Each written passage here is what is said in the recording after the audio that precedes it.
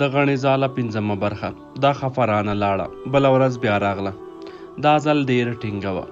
بل سهار ورغلم، کارګرې ښځې رانه خوشحاله وې، دعاوې یې کولې، ویلې چې د بوډا له سپکې خولې دې وژغورلو. غرمې ته واسطه والا راغله، ویلې چې د تره د زوی مې خوښه شوې، د بوډا پر ځای تا ته د همدې 8 ښځو مشري در وسپارله. تر مازدیګره نه ارامه وم، خوښه شوې. ټکی همدلته نه خلاصېده، لکه یې درلوده. بل ماسپښین بوډا راغی، خپله در په در ورځې را یاده کړه. په ژړا کې راته وویل چې خدای به یې کوي او ته به یې کوي. بوډا ته مې تمه ورنه کړه. دی نا امیده د باندې ووت. له ښځو سره وغږېدم، زړونه یې د بوډا د زړه غوندې د ډبرې نه و، نرم و. ویل چې د بوډا خپلو زامنو شړلی دی، نه کور لري او نه اور، په صحرا ګرځي. واسطې ته مې ټلیفون وکړ. بوډا بیرته کارخانې ته راغی. دا ځل کرار و، خشکې نه کولې، خو له ډېره احترامه به نور ستړی و. ځینې کسان د پښو تر هغه نه پوهېږي چې ورته بد نه شي. اول به بدېږي، بیا به ورته ښه ښکاري. بوډا ته ښه ښکارېدم، ډېره ښه. وخت ښه تېرېده، ژوند ښه و، کور او کارخانه. د اولادونو جامې مې نوې وې، دواړه مکتب او کورسونو ته تلل. زوی مې د مازدیګر له خوا کلب ته ته. په کمو مو قناعت کوو، خوشحاله وو. خو یوه شپه تیز باران ورېده، چت سوری شو. زه او اولادونه تر سهاره په پښو ناستو. د ملاستې ځای په کوټه کې نه و. د کور خاوند د کوټې چت جوړ کړ، خو نم یې ورک نه شو. ما او اولادونو ته مې د پښو دردونه را پیدا شول. بله چاره نه وه، کډه مو څو کوڅې لاندې یوړه. نوی کور، 2 خوا مې کوټې درلودې. یوه یې لمر ته وه، بله یې د څنګ 2 منزله کور سوری پې پروت و. خو یوه ښېګڼه یې درلوده، بیل کور و. په غټه حویلۍ کې لمر ته ازاده ګرځېدی شوی، خو لنډ وخت وروسته همدا ګرځېدا هم را باندې ودرېده. یوه ورځ د څنګ کور د 2م منزل پرده وخوځېده. فکر مې وکړ چې کوم ماشوم دی، خو بل مازدیګر مې په نیم کښه پرده کې ډبل بریتو والا ولید چې دی خوا یې را کتل. آن په خپله حویلۍ کې به مې هم د جامو د ویړولو په وخت چادري اغوسته. ما هېڅ ونه کړ، غلی به خپل کتار ته تلم. خو په یوه هفته کې ټوله کوڅه خبره وه.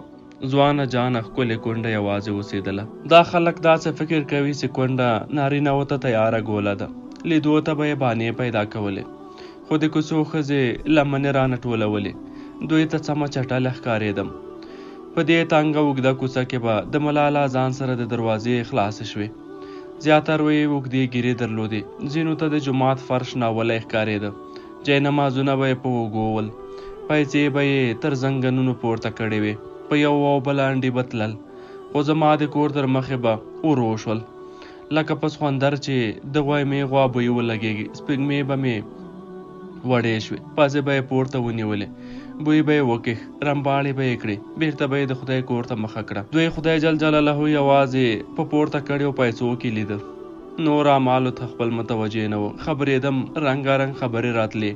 زیاتره یې د امریکایانو په دفترونو کې لوڅله پله لیدلم. دوی ته هغه ښځې له دین او حیثیته وتلې ښکارېدې چې له کوره به ټوله ورځ ورکې وې. یوه ورځ یوه زړه ګاونډۍ راباندې مهربانه شوه، چټلي یې وزغمله، راغله. ما له چایو ډکه پیاله ورته کېښوده. دې د زناکاوې نوم را یاد کړ. لوڅی د دوزخ په سرو لمبو کې ودرولم. ویې ویل چې ته فایشه یې، باک نه راته. دا یې د دوی په خبره په سرو لمبو کې ولاړه. نو څه، زه په دې دنیا کې لا سوځېدلی وم. ما باید د خپلو اولادونو لپاره دا خبرې منلې وای. خو د دې تنګو او چټلو کوڅو اوسېدونکو د همدې کوڅې غوندې چټل فکرونه درلودل. کار ته د تلو په وخت به مې سمې کنځلې اورېدلې. د دوکان تر مخې ناستو سپین ږیرو او ځوانانو فاحشه بللم. وروسته نیغ راته ودرېدل. ویل چې ته دا هره ورځ چېرته ځې، په کومو کارونو بوخته یې؟ هله نو بار او بستره دې وتړه، ورکه شه. زموږ ځوانان مه بېلارې کوه، له دې ځې لاړه شه. ولې مه به مې بېلارې کول؟ نه پوهېدم. ما خو چاته نه وویلې چې راشه راسره پرېوځه. دوی به سهار او مازدیګر زما د کور تر مخې ولاړل. سترګې به یې نه رانه اړولې. ان زما زړې سپېرې چادرۍ ته به یې هم کتل. زه په دې سپینو پاکو او سپېڅلو خلکو کې تور داغ وم. بله ورځ د جومات ملا راغی. د تر اخره راته ونه کتل، سترګې یې ټیټې وې. زما پټ مخ ته یې کتلو. د په احترام زما د کور د پرېښودلو غوښتنه وکړه. ورته ومې ویل چې سمه ده ځم، خو ما دلته د 1 میاشتې پیشکي کرایه ورکړې، دا به څنګه کېږي؟ په سبا یې تر 1 میاشتې ډېره کرایه راټوله شوه. چټلي باید دا مقدس ځای پرېښی وای. 1 هفته به هر مازدیګر د خوشحال خان په کوڅو کې ګرځېدم. تمه مې وخته دلته د کور د کرایې وه، خو دلته کرایې په ډالرو وې، نه کېده. بیرته تنګو کوڅو ته ورغلم. کورونه ول، خو ګډ. اخر مې یو ارزانه کور وموند. کور نه و، د موټر له ګراجه یوه تنګه کوټه او تشناب جوړ و. ښېګڼه یې دا وه چې سړک ته نږدې و، د مقدسو خلکو نه راپام کېده. لنډه به سړک ته ور وختم، موټر ته به مې لاس ورکړ او د خپل د کار په لور به روانه شوم. دا ځل مو 3 کاله په همدې کوټه کې تېر کړه. نه مو په چا کار درلود او نه را سره چا کار لره. شناخت ښه و، پام مې غلطېده، زړه مې تشېده، ستړیا مې وته، خو ما ته یې ستونزې پیدا کولې. آن په دې موده کې د څنګه ونډې ته هم ورنغلم. له خلکو سره په فاصله کې مې خپل خیر لیده. یو ځل مې لیور له موټره ولید، د چادرې وړو سوریو ته مې لاس ونیو. زما ټول ژوند زما اولادونه ول. اولادونو ته مې یو مستعمل تلویزیون واخیست. لور به مې د ورځې 1 ساعت ډرامه کتله. ساعت یې په تېرو خوشحاله وه. ماسخوتن به مو تر خبرو خندا ډېره وه، خو وروسته مې لور یودم خوابدې شوه، ډېره خوابدې. غلې وه. زما هرې پوښتنې ته به یې لنډ ځواب راکول، هو یا نه. کتاب یې مخې ته پروت و، خو دې به دیوال ته کتل. له ډوډۍ ژر ولاړېده. په لنډه موده کې یې رنګ زیړ شو، سترګې یې پکې راوختې، وچه کلکه شوه. کله کله به یې ژړل. ډاکټر ته مې وروستله، اوږده نسخه یې ورته ولیکله. ویل یې چې نجلۍ ژور خفګان لري. له لور سره کېناستم، خبرې مې ورسره وکړې. ورته ومې ویل چې څه غم لرې، وایه څه غواړې، ځان به ګرو کم، تا ته به خوښي در وبخم. دې یوازې راته کتل. اولادونو مې هېڅ خبره نه رانه پټوله، همداسې مې عادت کړي وو. دوی هم کومه بله چاره نه درلوده، له ما پرته بل څوک نه درلودل. هم یې مور وم، هم یې پلار وم، هم یې نیکه. زړونه به یې ماته تش شول. خو دا ځل نجلۍ غلې وه، ډېره غلې. ورته ټینګه شوم. ویې ویل چې هېڅ خبره هم نشته. خبره وه، حتما وه. خفګان بې دلیله نه وي، خامخا دلیل لري. خو لور مې دلیل نه وایه، غلې به شوه. یو مازدیګر مې ورته وویل چې خامخا به یې راته وایه، دا غلې وه. خو ما په کراره نه پرېښوده. د دې خبرې معلومول مهم ول. یو دم غوسه ورغله، پورې یې وهلم. تشناب ته ننوته، ور یې وتړه. ما تر دې دمه له اولادونو ترخه خبره هم نه واورېدلې. چرت یوړم. دې کوم مشکل درلود؟ نه پوهېدم. په غربت کې مې د اولادونو جامې نوې وې. خوږه ورسره غږېدم. مکتب ته به دواړو یو لسګون ور وړو. زوی مې کلب ته تلو. په 2 هفتو کې خامخوا دواړو یو خوراک تکه کباب هم ورسره خوړه. د لور خفګان تاثیر را باندې وکړ. ګوتې مې ورو شوې. په بسته ورځ کې مې ارک ممیز هم نه پاکول، خو د خوشکې څوک نه ول چې دا ځل یې راته قهر کړی و. بوډا به راته یوازې خندل. یوه ورځ یې پیلني راته ودودول. ویل یې چې بد سترګې به در واوړي، په کار کې ډېره تیزه یې. نجلۍ مې بیا ډاکټر ته وروسته، نسخه یې بدله کړه، خو ویل یې چې دا د دوا کار نه دی، د خفګان علت پیدا کول پکار دي. علت به یې له منځه وړې، دا پخپله جوړېږي. کوم علت نه را معلومېده. یوه شپه مې د لور خندا واورېده. په خوب کې خبرې کولې. رامینه، ما اسکریم دې را باندې چپه کړ. زړه مې اور واخیست. اول مې د نجلۍ اوږې وخوځولې، بیا مې ګروپ ولګاوه. نجلۍ په ځای کې ناسته وه، حیرانې راته کتل. په ولاړو مې وویل، رامین څوک دی؟ د نجلۍ سترګې رډې راوختې، سر یې وځړېد. مخامخ ورته کېناستم. ومې ویل، زما خوب دې رانه کړ. نجلۍ غلې وه. ومې ویل، په خوب کې د رامین یادوه. سر یې پورته نه کړ. یو دم مې تر څڼو ونیوله. نجلۍ چغې کړې. زوی مې په خپل ځای کېناست. په خوبولو سترګو یې په حیرانۍ را کتل. یو وخت مې پام شو، د لاس پر ورغمې مې وینه پرته وه. دیوال ته ور وښویېدم، همالته کېناستم. پرتې نجلۍ ته مې وکتل، پڅه یې وینې وه. یو دم مې وژړل. زوی مې راغی، زما په وږی لاس کېښود. ور یې وویل، ادې څه خبره ده؟ ګروپ مې مړ کړ. په کمپله کې ننوتم. تر ډېره خوب نه راته. یو وخت مې سترګې رڼې کړې. لمر د کوټې له کوچنۍ کړکۍ رالوېدلی و. دیوال ته مې وکتل. د اولادونو د مکتب جامې نه وې. ټوک ټوک وم، هومره هم نه. کار ته تلای شوای، خو پښې مې نه تلې. غرمه مې اولادونه راغلل. لور ته مې هېڅ ونه ویل. ښه نه و. زوی مې خبرېده. خبره مې مازدیګر ته وساتله. مازدیګر مې زوی کلب ته ولاړ. له لور سره کېناستم. د رامین پوښتنه مې ترې وکړه. سر یې ځوړند و. خوله یې په امبور نه خلاصېده. بنده وه. د لور نسخه مې راواخیسته. سړک ته ووتم. ما موبایل نه درلود. د یوه دوکاندار له موبایله مې ډاکټر ته تلیفون وکړ. د ډاکټر په یاد نه وم. سم یې وویل. یوازې زما لور خو نه وه. د ورځې ډېر ناروغان ورتلل. ورته ومې ویل چې لور مې 2 ځله دروسته. اوس د خفګان علت معلوم شو. نجلۍ مینه راته ښکاري. ډاکټر لنډ راته وویل چې مینه ژور خفګان لري. له غوسې کار مه اخله. دا ستونزه باید په کراره او د خبرو له لارې حل کړې. بیرته کور ته راغلم. تلویزیون لګېدلی و، خو نجلۍ دیوال ته کتل. بیا مې خبرې ورسره وکړې. ومې ویل چې ته لا تر اوسه په 10م ټولګي کې وړه یې. دا خبرې د اوس له درس او ژونده باسي. ژوند دې تباه کېږي. دې یوازې راوکتل. غټې سترګې له اوښکو ډکې وې. بیرته یې سر وځړېد. زړه مې اور واخیست، خو بله خبره مې ونه کړه. پوهېدم چې دا د کرارې کار دی. ورځې تېرې شوې. نجلۍ ونه خندل. یو مازدیګر یې ژړل. ما مینه نه پېژندله. د مینتوب وخت مې ونه موند. په کوچنیتوب کې واده شوم، ځکه په مینه نه پوهېدم. درد یې نه و رامعلوم. اوس مې دا درد په خپله لور کې لیده. تر څنګ یې کېناستم. کراره مې راړنګه کړه. نجلۍ زما په اوږه سر ولګاوه. ژړا یې تېزه شوه. په ژړا کې یې وویل ادې زه یې هم خدای که غواړم، خو نه کېږي.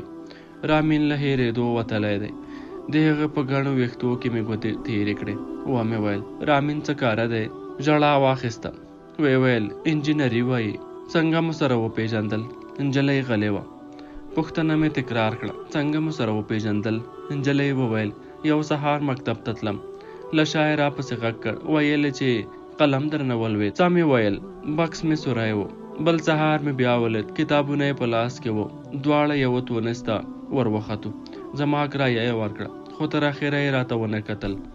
بیا مې ونه لید. خو یو سهار مکتب ته تلم چې یو موټر راته ودرېد. ور ومې کتل. هماغه هلک و. ویل چې هسې مو هم لاره یو ده، که دې زړه وي شاته کښېنه. مننه مې ترې وکړه. موټر ته ور ونه ختم. د هېڅ ونه ویل روان شو. څو وارې مې بیا تر څنګ تېر شو. را کتل به یې هم نه. خو یوه ورځ په خپله ورته ودرېدم. خدای خبر چې ولې نه پوهېدم، خو زړه مې را باغوښته. پښې مې نه راسره تلې. ودرېدم. یو وخت مې د موټر د شا په سیټ کې کېناستم. یوه خبره مې هم ونه کړه. مکتب ته نږدې له موټره ښکته شوم. وروسته به په خپله ورته ماتلوم. په کوم سهار چې به رانغی ټوله ورځ به مې پر سر درد و. خو ښه و. رامین ډېر غیر حاضري نه کوله. موټر به راته ودرېد. د شا سیټ ته به ورپورته شوم. په موټر کې به ښکته شوم. رامین به ډېر وخت غلی و، خو کله کله به یې د موټرو بیروبار زړه خوړ. شکایت به یې کوه. له ده مې هېڅ وخت بې باکه خبره نه ده اورېدلې. وروسته د غرمې له خوا هم ورسره راتلم. دواړه تقریبا په یوه وخت رخصتېدو. یا به دی راته ماته او یا به زه ورتلم. نجلۍ غلی شوه. ومې ویل نور هېڅ همدا، بل ځای نه یې ورسره تللې؟ خدای زده د نجلۍ په ډنګر مخ کې سرخي له کومه شوه. ورو یې وویل 2 ځله یې سکریم را باندې خوړلی. ومې ویل هلک هم در باندې مین دی. غلې وه. فکر مې وکړ دا خبره باید یو طرفه شوې وای. نجلۍ ته مې وویل چې غواړم هلک ووینم. دا وارخطا شوه، خو ما له دې ځوان سره غږېدا غوښته. 2 ورځې وروسته مې لور د هلک نمره راوړه. زنګ مې ورته ووه. هلک زړور و. فاضل بیگ ته مې راوغوښت. فاضل بیگ د کمپنۍ او کوټه سنګي په منځ کې دی. د غزني موټر واډه یې ښه ادرس دی. لار نه غلطېده. له کوره ورغلم. لور مې یوه سپینه زړه لاره وښوده. تر لور مې ګامونه ګړندي کړل. د موټر بنده ښیښه مې وټکوله. او ځوان پکې ناست و. ښیښه یې ټیټه کړه. ورو یې وویل معاف که، ماته پیسې نشته. و ملامت. ما لا خپله چادري نه وه نوې کړې. د چادرۍ د نوې کېدو وس مې درلود، خو زړه چادري راته ښه ښکارېده. همدې خیرنې زړې ټوټې له مردارو سترګو ساتلم. ځوان یودم دروازه خلاصه کړه. بښنه یې وغوښته. د زما تر څنګ زما ولاړه لور لیدلې وه. ځوان اوږدې بڼورې سترګې درلودې. د مخ سپین پوستکی صاف و. د تورو ویښتو څوکې یې پر وریځو پرتې وې. غاړه یې په برګ دسمال کې پټه وه. له سلام وروسته یې په ډېر احترام له موږ هیله وکړه چې دلته د سړک سر دی، موټر ډېر تېرېږي، د خبرو لپاره به کوم مناسب ځای ته لاړ شو. خو ما هماغه ځای ښه وګاڼه. همالته مې په ولاړو د کورنۍ په اړه معلومات وغوښتل. ویل چې په کور کې 2 ورونه یو. کور خپل دی. مور دا ډیر وخت ناروغه ده، له ځایه نشي پورته کېدی. پلار په دې افغانانو کې دکان لري. دوهبه خبره مې له لور سره د واده په اړه وه. زما له لور سره واده کوي. هلک زړور و. زړور یې راته وویل هو، خو زه شرطونه لرم. نیغ یې راته وکتل. ومې ویل لور مې بیل کور غواړي. ویې خندل. اسانه دی، نو ته دومره پیسې لرې، پیدا کوم یې. له کومه یې؟ خدای لوی ده. د خدای په لویۍ کې نو ما شک نه درلود، خو ځواب یې قانع کړم. بله پوښتنه مې ترې وکړه، له خپلې کورنۍ به بیلیږې؟ پوهېږم بیل کور یعنې له کورنۍ بیلیدا. ومې ویل زما لور دومره راباندې ګرانه ده، د هغې لپاره مرګ منم، خو خراب ژوند یې نشم زغملی. رښتیا؟ ویې خندل. نو ته یې نه منې؟ ومې ویل د غاړې دسمال دې راکوی شي؟ هلک په حیرانۍ راته کتل. ومې ویل د غاړې دسمال دی. د هلک دسمال راته ونیو. شاته یې ودرېدم. سترګې مې ور وتړلې. لور مې وازه خوله نیولې وه. ومې ویل که دې سړک په منډه واوښتې، لور مې ستا شوه.